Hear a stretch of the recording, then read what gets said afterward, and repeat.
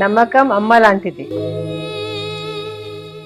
మా మీద మీ నమ్మకం మిమ్మల్ని తప్పకుండా అమ్మని చేస్తుంది.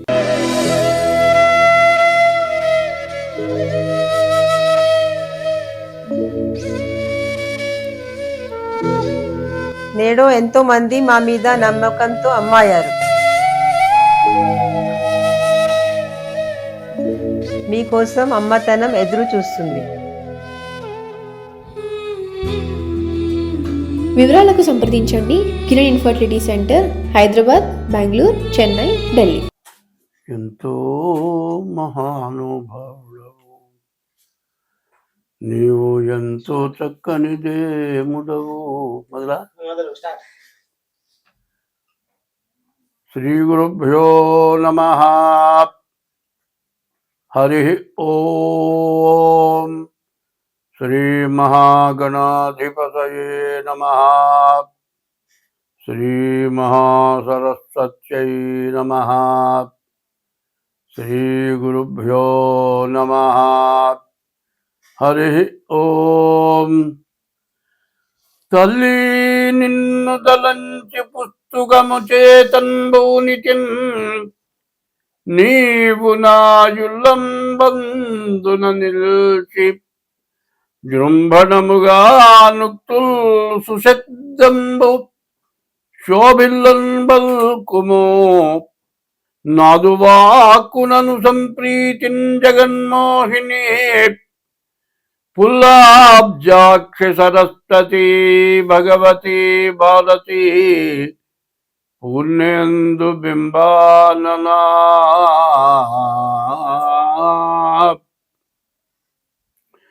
అరజన్ శంతను పుత్రుపై విదురుపై అక్రూరుపై గుబ్జపై నరుపై ద్రౌపదిపై కుచేలునిపయన్నందవ్రజశ్రేణిపై పరగంగల్గు భవత్కృపాల సమునాపై కుంతరా నిమ్ము నీ చరణాబ్జంబులు నమ్మినాడ జగదీశా.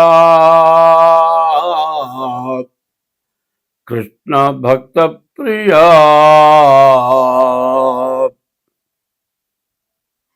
యుగాలు 4. మొదటిది కృతయుగం, రెండోది ద్వాపర యుగం, రెండోది త్రేతాయుగం. మొదటిది కృతయుగం, రెండోది త్రేతాయుగం, మూడోది ద్వాపర యుగం, నాలుగోది కలియుగం. యుగాలు 4. ఇప్పుడు జరుగుతున్న యుగం కలియుగం. ఈ కలియుగం అనేది ఆది యుగం. మొట్టమొదట వచ్చిందని యుగాది అన్నారు. అంటే సంవత్సరాది అంటారు. సంవత్సరాది కాదు, యుగాది. యుగ ఆది అంటే యుగం ప్రారంభమైన రోజు యుగాది అన్నారు. ఈ యుగాది చాలా విశేషమైంది. ఈ సంవత్సరం, ఈ యుగాది పేరు ఏమిటంటే పరాభవనామ సంవత్సరం. 19/3/2026 ఇది పరాభవ నామ సంవత్సరం. ఈ పరాభవ నామ సంవత్సరానికి అర్థం ఏంటంటే పరుల చేత భంగపడటం పరాభవం, ఇతరుల చేత వంచింపబడడం జరుగుతుందని. అయితే ఇటువంటిది మనకు జరగకుండా ఉండాలి. ఎవరికైనా ఒకళ్ళ చేత మాట పడటం అంటే చాలా కష్టం. అటువంటి పరిస్థితి రాకుండా మనం అందరం కూడా తలకాయ ఎత్తుకొని తిరగాలి. ఏ బాధ లేకుండా సంతోషంగా ఉండాలి. అట్లా ఉండాలి అంటే ఈ యుగాది సంవత్సరాది రోజున మనం పంచాంగ శ్రవణం అంటారు. పంచాంగం అంటే తిథి, వారం, నక్షత్రం, యోగం, కరణం, ఈ 5 కలిసి పంచాంగం. ఈ పంచాంగ శ్రవణం చేయాలి. ఈ పంచాంగ శ్రవణం ఎందుకు చేయాలి అనేది చెప్పుకుందాం. శ్రీకళ్యాణ గుణావహం రిపుహరం దుస్వప్న దోషాపహం గంగా స్నాన విశేష పుణ్యఫలదము గోదానతుల్యం నృణాం ఆయుర్వృద్ధిదముత్తమం శుభకరం సంతాన సంపత్ప్రదం నానాశాస్త్ర సుసాధనం సముచితం పంచాంగమాకర్ణ్యతాం.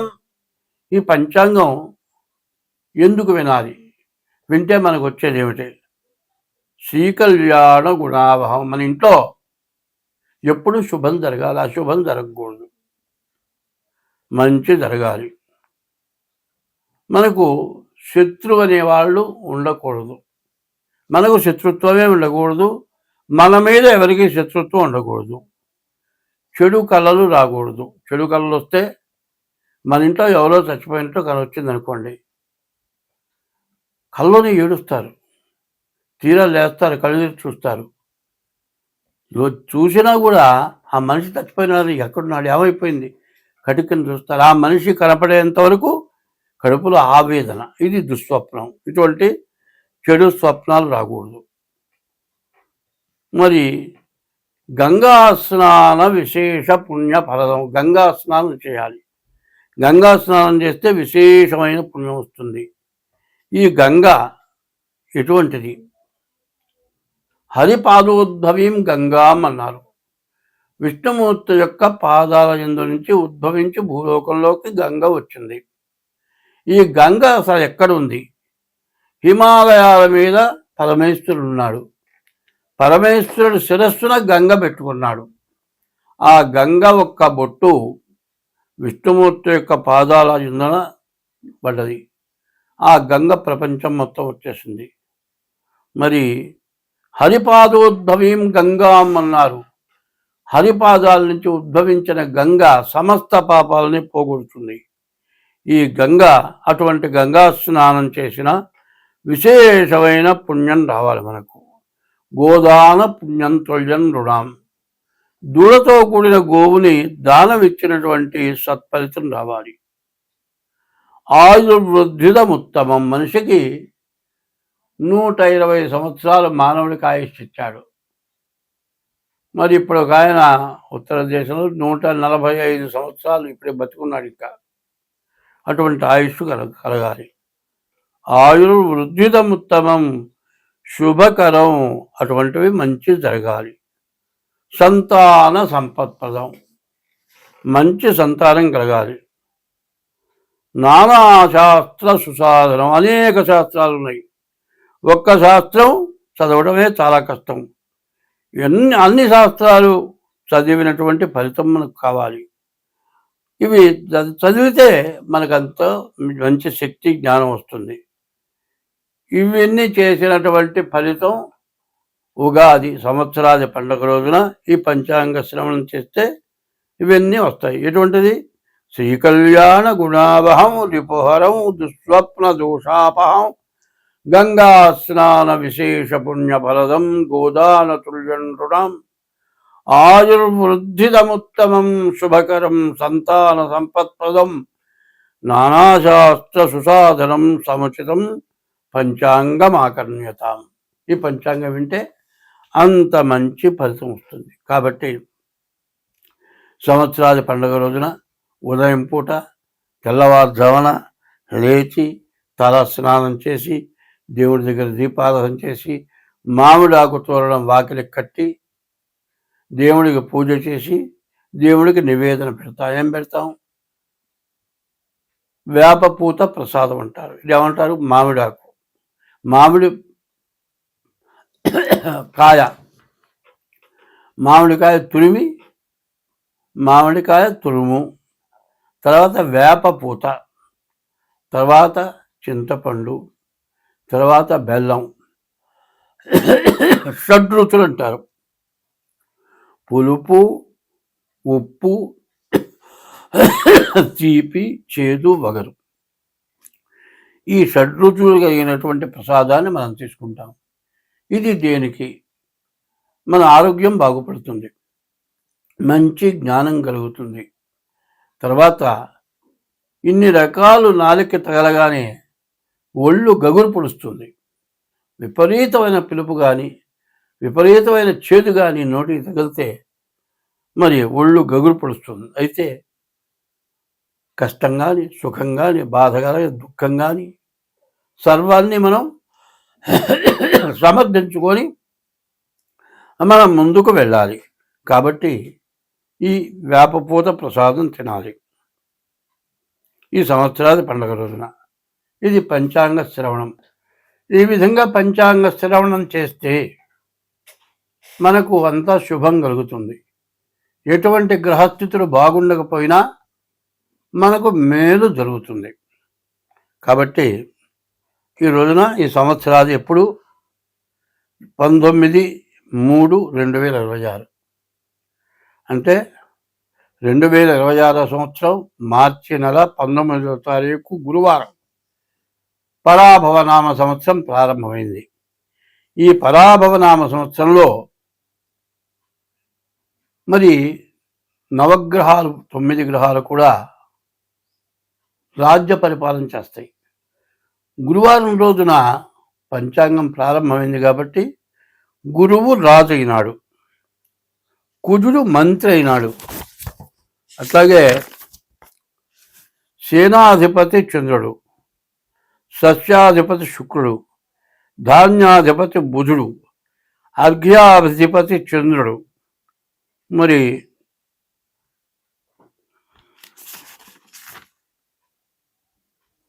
అర్ఘ్యాధిపతి చంద్రుడు, మేఘాధిపతి చంద్రుడు, రసాధిపతి సూర్యుడు, నీరసాధిపతి శుక్రుడు. ఇట్లా 9 గ్రహాలకి 9 యొక్క స్థానాలు వచ్చినాయి. మరి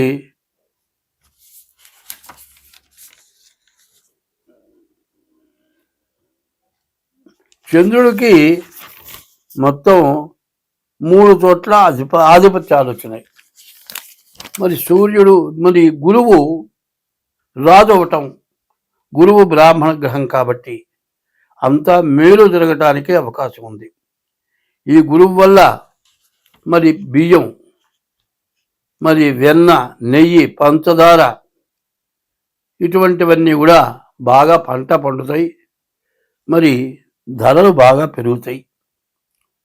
సస్యాధిపతి శుక్రుడు అవటం చేత ధాన్యాలు, మరి తెల్ల ధాన్యాలు, తెల్లటి భూములు బాగా పండుతాయి. ధాన్యాధిపతి బుధుడు అవటం చేత వర్షం మధ్యమ వర్షం, సమస్త జనం కూడా గాలి మబ్బుల వల్ల ఎక్కువ భయం కలుగుతుంది. అర్ఘ్యాధిపతి చంద్రుడు, అన్ని రకాల సస్యాలు ఫలిస్తాయి. తేనె, రసములు, ఉప్పు, మణులు, శంఖములు, చేపలు, గోధుమలు, ఆహార ధాన్యాలు, వస్త్రాలు, జొన్నలు, సజ్జలు, పంచదార, బెల్లం, పెట్రోలు, ఇతర నూనెలు, వెన్న, నెయ్యి, పాలు, పెరుగు, తమలపాకులు, వెండి, బంగారం బాగా దొరుకుతుంది. మేఘాధిపతి కూడా చంద్రుడు. సర్వదేశములందు కూడా మంచి వర్షం కురుస్తుంది. ధాన్యాలన్నీ కూడా బాగా ఫలిస్తాయి. గోవులు బాగా పాలిస్తాయి. గోవులు సుభిక్షంగా ఉంటాయి. గోబ్రాహ్మణేభ్య శుభమస్తు నిత్యం, లోకా సమస్తా సుఖినో భవంతు. గోవు బ్రాహ్మడు ఎప్పుడు కూడా బాధ లేకుండా సుఖంగా సంతోషంగా జీవిస్తే లోకం మొత్తం బాగుంటుంది అని. మరి గోవులు బాగా పాలిస్తాయి. మరి సూర్యుడు రసాధిపతి. నెయ్యి, నూనె, బెల్లము, తేనె, వేరుశనగ, కొబ్బరి నూనె, ఆముదం, అవిసె నూనె, నువ్వుల నూనె, చింతపండు, నిమ్మ, నారింజ, మామిడి ఇటువంటివన్నీ కూడా బాగా ఫలిస్తాయి. నీరసాధిపతి శుక్రుడు. కర్పూరం, అగరు, చందనం, బంగారం, వెండి, ముత్యాలు, వస్త్రాలు బాగా దొరుకుతాయి. కొంచెం ధరలు మాత్రం పెచ్చుగా ఉంటాయి. ఇది నవనాయకుల యొక్క ఫలితం. అయితే ఇంకొక విషయం మనం పూర్తిగా తెలుసుకోవాలి. 27 నక్షత్రాలు ఉన్నాయి. ఈ 27 నక్షత్రాలని కూడా 3 భాగాలు చేస్తున్నాం. అంటే 3 భాగాలు, ఒక్కొక్క నక్షత్రాన్ని 3 భాగాలు. అంటే సంవత్సరానికి 3 భాగాలంటే 4 నెలలు ఒక భాగం. 4 3 12 నెలలు. మొదటి భాగం 4 నెలలు, రెండవ భాగం 4 నెలలు, మూడవ భాగం 4 నెలలు. అట్లాగే అశ్విని దగ్గర నుంచి రేవతి వరకు 27 నక్షత్రాలకి కందాయాలు అంటారు. ఈ 3 కందాయాలు, మొదటి కందాయం 4 నెలలు, రెండవ కందాయం 4 నెలలు, మూడవ కందాయం 4 నెలలు, 12 నెలలు కూడా ఎట్టా ఉంది చూద్దాం. అశ్విని నక్షత్రం విషమే శ్రద్ధలాభస్యాత్. బేసి సంఖ్య వస్తే అర్ధలాభం. సమేతు సమతా భవేత్. సరి సంఖ్య వస్తే వచ్చే ఆదాయం ఖర్చు సమానం. విషమే శ్రద్ధలాభస్యాత్ సమేతు సమతా భవేత్. తర్వాత ఇప్పుడు అశ్విని నక్షత్రం 4 2 4 మొత్తం సమానమైన సంఖ్య వచ్చింది కాబట్టి వచ్చే ఆదాయం ఖర్చు సమానం. అట్లాగే భరణి నక్షత్రం మొదటి కందాయం 7, రెండో కందాయం 0, మూడో కందాయం 2. మరి 7 2 9 వచ్చింది. వచ్చే ఆదాయంలో సగం లాభం. కానీ మధ్య కందాయం 0 వచ్చింది. 0 వస్తే ఏమిటి? మధ్య శూన్యే మనోవ్యధ. మధ్య కందాయంలో 0 వస్తే మనోవ్యాకులత. మూడవది కృతికా నక్షత్రం 3 వచ్చింది. బేస్ సంఖ్య, ఆదాయంలో సగం లాభం. చివరి కందాయం 0 వచ్చింది. అంత్యశూన్యే ఫలం స్వల్పం. చివరి కందాయం 0 వస్తే వచ్చే ఫలితం తక్కువ. రోహిణి నక్షత్రం చూద్దాం. రోహిణి నక్షత్రానికి వచ్చేప్పటికల్లా 5 2 3 మొత్తం 10. సమేతు సమతా భవేత్. వచ్చేది ఖర్చు సమానం. తర్వాత ఆర్ద్ర నక్షత్రం 3 1 4 4 8. మరి సమసంఖ్య వచ్చింది. ఈ సమసంఖ్య వచ్చే ఆదాయం ఖర్చు సమానం. పునర్వసు నక్షత్రం ఇది కూడా 10 6 2 2 10 వచ్చింది. 6 4 10. ఈ 10 కూడా సమేతు సమతా భవేత్. వచ్చే ఆదాయం ఖర్చు సమానం. పుష్యమి 1 2 2. ఇది 5 వచ్చింది. ఇది బేస సంఖ్య. మరి విషమే శ్రద్ధలాభశ్చాత్. మరి బేస సంఖ్య వచ్చే ఆదాయంలో సగం మిగులుతుంది. ఆశ్లేష నక్షత్రం ఉంది. మొదటిది 4 2 1 3 3 మొత్తం 8. వచ్చే ఆదాయం ఖర్చు సమానం. మఖా నక్షత్రం ఉంది. మొదటి కందాయం 7 2, రెండవ కందాయం 2, మూడవ కందాయం 1. ఇది కూడా 10 వచ్చింది. సమేతు సమతా భవేత్. వచ్చే ఆదాయం ఖర్చు సమానం. పుబ్బా నక్షత్రం ఉంది. మొదటి కందాయం 2, రెండవ కందాయం 0, మూడవ కందాయం 4. మొత్తం 6 సమసంఖ్య వచ్చింది కాబట్టి వచ్చే ఆదాయం ఖర్చు సమానం. మధ్య శూన్య మనోవ్యధ. మధ్య కందాయం 0 వచ్చింది కాబట్టి మనోవ్యాకులత ఎక్కువగా ఉంటుంది. తర్వాత ఉత్తరా నక్షత్రం 5 1 2, 5 3 8. వచ్చే ఆదాయం ఖర్చు సమానం. హస్త నక్షత్రం వచ్చేప్పటికల్లా మరి మొదటి కందాయం 0, మూడో కందాయం 0, మధ్యలో 2. వచ్చే ఆదాయం ఖర్చు సమానం. మరి మొదటి కందాయం ఆదిశూన్యే మానవ వ్యాధి. మరి ఆ మొదటి కందాయం 0 మనోవ్యాధి. అంత్యశూన్యే ఫలం స్వల్పం. మరి చివరి కందాయం 0. మరి వచ్చే ఫలితం స్వల్పం. మొదటి కందాయం 0 ఉంటే వ్యాధి. చిత్తా నక్షత్రం వచ్చింది. చిత్తా నక్షత్రానికి వచ్చేప్పటికల్లా 3 3 6 వచ్చింది. మధ్య కందాయం 0. మధ్య శూన్య మనోవ్యాకులత ఎక్కువగా ఉంటుంది. వచ్చే ఆదాయం ఖర్చు సమానం. స్వాతి నక్షత్రం వచ్చింది. 6 1 1 మొత్తం 8 వచ్చింది. ఇది వచ్చే ఆదాయం ఖర్చు సమానం. విశాఖ నక్షత్రం వచ్చింది. మరి 1 2 4 4 3 7 వచ్చింది కాబట్టి వచ్చే ఆదాయంలో సగం ఆదాయం మిగులుతుంది. అనురాధ నక్షత్రం 4 2 6 వచ్చింది. వచ్చే ఆదాయం సమానం, వచ్చే ఆదాయం ఖర్చు సమానం. మధ్య శూన్యం వచ్చింది, మధ్య కందాయం 0 వచ్చింది కాబట్టి మనోవ్యాకులత ఎక్కువగా ఉంటుంది. జ్యేష్ఠ నక్షత్రం వచ్చేప్పటికల్లా 8 వచ్చింది కాబట్టి వచ్చే ఆదాయం ఖర్చు సమానం. చివరి కందాయం వచ్చేప్పటికల్లా 0 వచ్చింది కాబట్టి అంత్యశూన్యే ఫలం స్వల్పం. నువ్వు చేసే కష్టానికి ఫలితం చాలా తక్కువగా వస్తుంది. మూలా నక్షత్రం సమసంఖ్య వచ్చింది, వచ్చే ఆదాయం ఖర్చు సమానం. పూర్వాషాఢ నక్షత్రం కూడా 6 వచ్చింది, వచ్చే ఆదాయం ఖర్చు సమానం. మధ్యగంధాయం 0 వచ్చింది కాబట్టి మనోవ్యాకులత ఎక్కువగా ఉంటుంది. ఉత్తరాషాఢ నక్షత్రం వచ్చేప్పటికల్లా మొదటి కందాయం 0, మరి ఆది శూన్యే మనోవ్యాధి. మొదటి కందాయంలో 0 వస్తే వ్యాధి.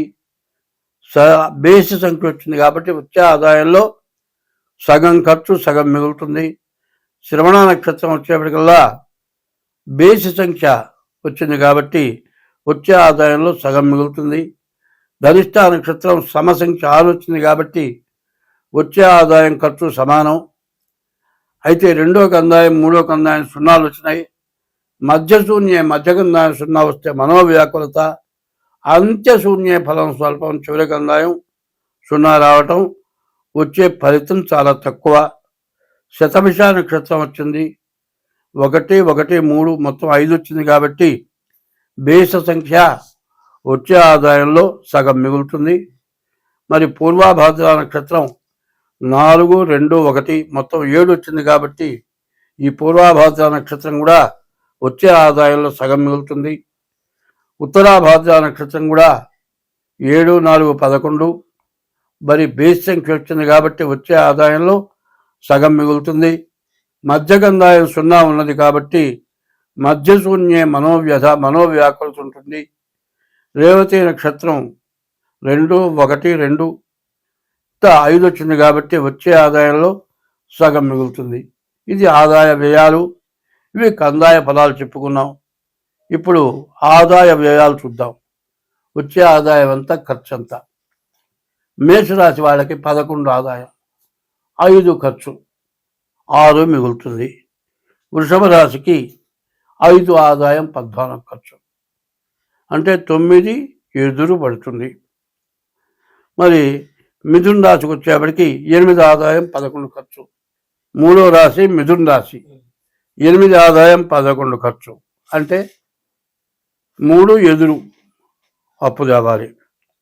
కర్కాటక రాశి 2 ఆదాయం, 11 ఖర్చు, 9 బాకీ. సింహరాశి 5 ఆదాయం, 5 ఖర్చు, వచ్చే ఆదాయం ఖర్చు సమానం. మరి కన్యారాశి 8 ఆదాయం, 11 ఖర్చు, అంటే 3 అప్పు. 7 తులారాశి 5 ఆదాయం, 14 ఖర్చు, 9 బాకీ. మరి వృశ్చిక రాశి 8 వృశ్చిక రాశి 11 ఆదాయం, 5 ఖర్చు, అంటే 6 మిగులుతుంది. ధనుస్సు రాశి 14 ఆదాయం, 11 ఖర్చు, 3 మిగులుతుంది. 10 మకర రాశి 2 ఆదాయం, 8 ఖర్చు, కాబట్టి 6 మిగులుతుంది. 11 కుంభరాశి 2 ఆదాయం, 8 ఖర్చు, అంటే 6 అప్పు చేయాలి. మరి 12 మీనరాశి 14 ఆదాయం, 11 ఖర్చు, 3 బాకీ తేలుతుంది. ఇది ఆదాయ వ్యయాలు. చివరిది రాజపూజ్యం, రాజావమానం. అవమానం ఎంత? మంచిని పెంచుకోవడం ఎంత? చెడుని పెంచుకోవడం ఎంత? మంచివాడిగా పూజింపబడటం ఎంత? చెడువాడిగా తిట్లు తింటం, మరి బాధలు పట్టడం ఎంత అనేది తేలుతుంది. మేషరాశి 11 రాజపూజ్యం, 5 రాజావమానం. 11 చోట్ల పూజింపబడతారు, 5 చోట్ల అవమానపడతారు. 2 వృషభ రాశి 5 రాజపూజ్యం, 5 చోట్ల పూజింపబడతారు, 14 చోట్ల అవమానింపబడతారు. మిథున రాశి 8 చోట్ల పూజింపబడతారు, 11 చోట్ల మరి అవమానపడతారు. కర్కాటక రాశి 2 చోట్ల పూజింపబడతారు, 11 చోట్ల అవమానింపబడతారు. 5 సింహరాశి 5 చోట్ల పూజింపబడతారు, 5 చోట్ల అవమానపడతారు. 6 కన్యారాశి 8 చోట్ల పూజింపబడతారు, 11 చోట్ల అవమానపడతారు. 7వ రాశి తులారాశి. తులారాశికి 5 చోట్ల పూజింపబడతారు, 14 చోట్ల అవమానపడతారు. 8 వృశ్చిక రాశి. 11 చోట్ల పూజింపబడతారు, 5 చోట్ల అవమానింపబడతారు. 9 ధనుస్సు రాశి. 14 చోట్ల పూజింపబడతారు, 11 చోట్ల అవమానింపబడతారు. 10 మకర రాశి. 2 చోట్ల పూజింపబడతారు, 8 చోట్ల అవమానింపబడతారు. 11 కుంభరాశి. 2 చోట్ల పూజింపబడతారు, 8 చోట్ల అవమానింపబడతారు. మీన రాశి.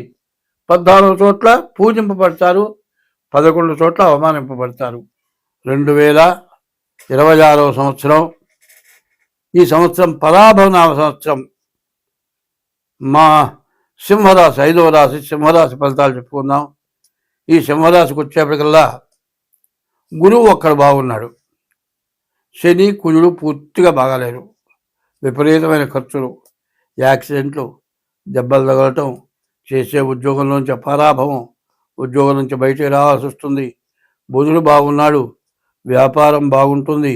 శుక్రుడు బాగున్నాడు, వివాహాది శుభకార్యాలు జరుగుతాయి. గురువు బాగున్నాడు, విద్య, ఉద్యోగం, విదేశీయానం ఇవన్నీ కూడా బాగుంటాయి. ఈ శని అష్టమం, సప్తమ కుజుడు, చెప్పరాని బాధలు ఎక్కువ ఉంటాయి. భార్యాభర్తలకి వియోగం, భార్యాభర్తల్లో కలహాలు, వెళ్ళిపోయే పరిస్థితులు, కోర్టుకెక్కే పరిస్థితులు ఇవన్నీ కూడా ఉంటాయి. కాబట్టి ఈ రాశి వాళ్ళు ఎంత జాగ్రత్త పడితే అంత మంచిది. చాలా జాగ్రత్త పడాలి. డేట్ ఆఫ్ బర్త్ ద్వారా కానీ, హస్త సాముద్రిక ద్వారా కానీ మీ జాతకం చూపించుకోవటం చాలా అవసరం. మరి 2000 స్వస్తి.